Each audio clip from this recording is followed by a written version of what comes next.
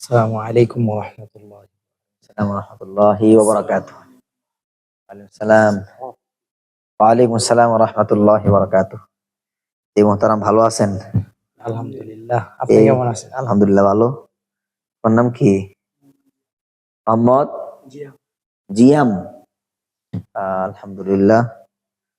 দর্শক, আজকে আমরা একটা এমন অনুভূতি শেয়ার করতে যাচ্ছি, যেটা যে ভালোবাসা, যে ফিলিংস, যে অনুভূতি, যে মায়া মমতা, যে দরদ, যে শাসন, যেই স্নেহ পৃথিবীতে দুনিয়াতেই শুধু না, আমরণ থাকে। একজন ছাত্র উস্তাদের ভালোবাসা, এটা দুনিয়া যতদিন থাকে থাকবে, ততদিন থাকবে। শুধু বরং দুনিয়া না, বরং দুনিয়াতেও আছে, কবরেও আছে, হাসরেও থাকবে, ফুলসিরাতেও থাকবে।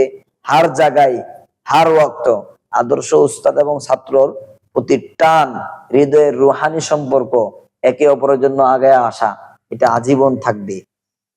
এই জন্য আমি মাদ্রাসা, এখন সমস্ত মাদ্রাসা ছুটি হয়ে গেছে।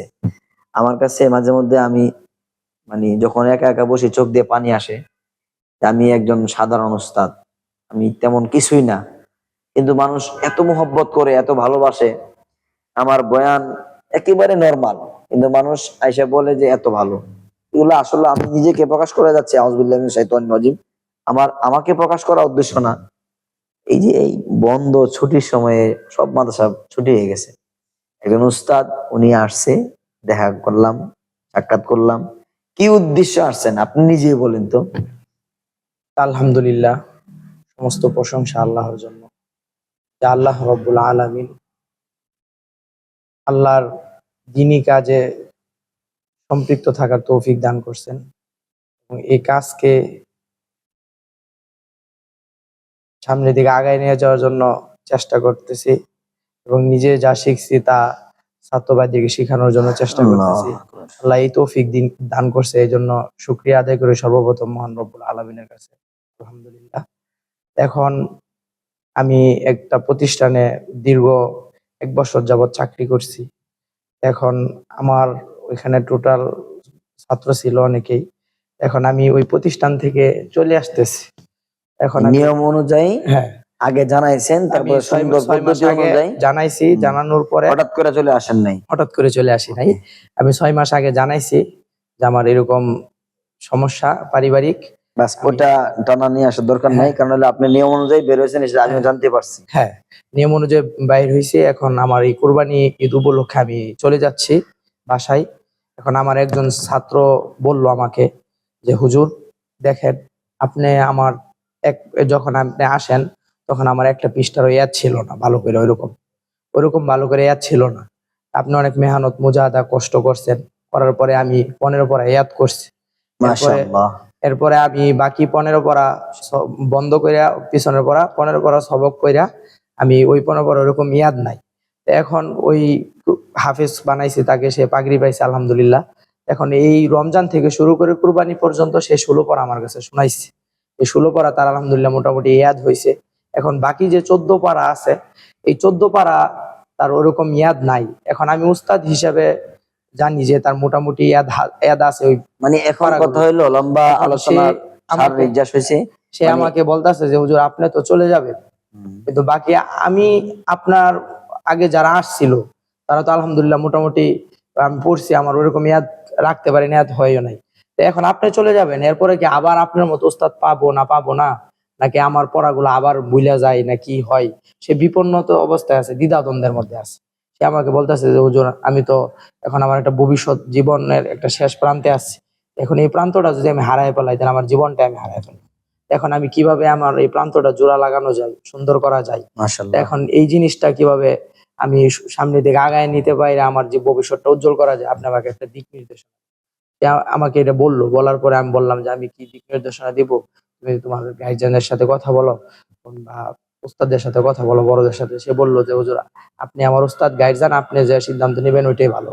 এখন আমি চিন্তা করে দেখলাম যে আসলেও তো আমার ছাত্র যা বলল সে তো বেঠিক কোনো কথা বলে নাই। সঠিক কথাই বলছে। এখন তার কথার পরিপ্রেক্ষিতে আমি চিন্তা করে দেখলাম এদিকে অনেক প্রতিষ্ঠান আছে। আমি ১ বছর যাবত আসছি, মোটামুটি অনেক এনালাইসিস করছি। বিভিন্ন জায়গায় মোটামুটি গেছি কয়েক জায়গায়। আমি হুজুরকে হুজুরের বিষয়ে অনেক জানছি বুঝছি, আলহামদুলিল্লাহ হুজুরের বিষয়ে একটা সুনাম আছে। হুজুর হুফাজের সাথে সম্পৃক্ত, হুজুরের বিভিন্ন পুরস্কারের আছে। হুজুর তো মুখে আর কথায় বললে হুজুরের বিষয়ে আসলে শেষ করা যাবে না বইলা, যেগুলা আসলে বাস্তবে আসলে অনেকে জানতে পারবে, বুঝতে পারবে যে আসলে ছাত্ররা কি করছে, ছাত্রদের কি অবস্থা। আমি সার্বিক দিক দিয়ে কয়েকটা প্রতিযোগিতায় অংশগ্রহণ করার পরেও দেখছি যে হুজুরের ছাত্ররা ভালো পারফরমেন্স, তেলাওয়াত ভালো, অনেক দিক দিয়ে অনেক সুন্দর। হুজুরের সবকিছু জানার পরে আমি আমার বিবেককে নাড়া দিছে যে হুজুরের কাছে আমি আসলে ইনশাল্লাহ আমার ভালো একটা পরামর্শ পাবো যে হুজুরকে এখানে ভর্তি হওয়ার মতো কোনো সুযোগ আছে না। হুজুর বললো যে সুযোগ নাই, এখন আপনি উস্তাদ হিসাবে আসছেন আপনার ছাত্রকে নিয়ে, আপনার ভিতরে যেমন কষ্ট আছে, আপনার ছাত্র যেমন আপনাকে অনুভূতিটা পেশ করছে, কষ্টটা পেশ করছে, তো এরকম ভাবে আপনিও যেমন উস্তাদ হিসাবে আমাকে পেশ করছেন, আমিও তো একজন উস্তাদ, আমি তো আপনাকে তাড়াই দিতে পারি না, কিংবা আপনি চলে যান এরকম কথা বলতে পারেন। আমরা তো দিনের জন্য সকলে আসছি। তো বাকি হুজুরের জায়গা নাই, এরপরও একটু জায়গা যদি একজন ছাত্রর জন্য, নিজের জায়গাটা একটু ছোট করে ছাত্রের যাই জন্য হোক জায়গাটা করা দর্শক, যায়। আমরা আসলে এই অনুভূতিটা অনেক লম্বা ইতিহাস। আমরা শর্ট করে যদি বলি, আসলে মায়া মমতা ভালোবাসা পৃথিবীতে শুরু যে কথা ছিল সেটা হলো একজন আদর্শ উস্তাদ সবসময় চাই যে আমার ছাত্র আমার চেয়ে অনেক বড় হোক। আমি তো আল্লাহর কাছে দোয়া করি, আমার কোনো দোয়া যদি চোখের পানি না আসে, কিন্তু সেই কথা যখন আমি বলি জি তো অটোমেটিক আমার চোখের দিয়ে পানি চলে আসে যে আল্লাহ যেন আমার জীবনের একজন ছাত্র হইলো বাইতুল্লাহর ইমাম হিসেবে কবুল করে, মসজিদে নববীর ইমাম হিসেবে কবুল করে। জি। আমি সেই স্বপ্ন দেখি, সে আমি হইতে যখন পারি নাই। সে যখন হুজুর আমাকে বললো তখন আমি অনেক কষ্ট পাইছি। আমার রাত্রে ওই দিন ঘুমাইতে ঘুমাইতে অনেক কষ্ট হয়ে গেছে।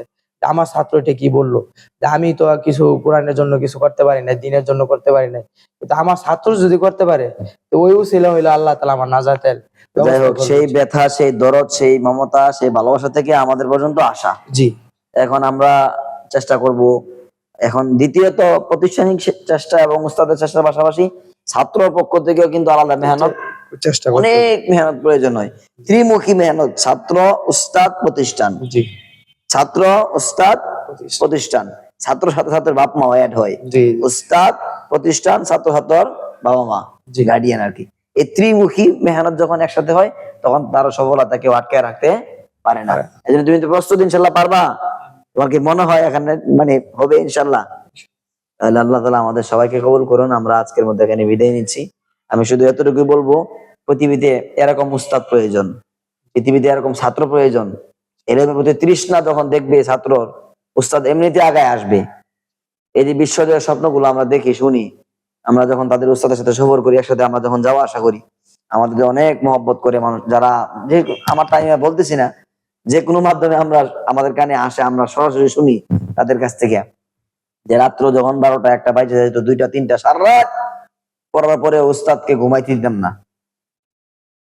উস্তাদ বলতো আমি ঘুমাইতে যাই, আমি বলতাম যে উস্তাদ আপনি চলে গেলে কে আমাকে সওয়াল করবে। আমি চিন্তা করতাম যে এরা যদি বিশ্বজয় না করে, কারা বিশ্বজয় করবো?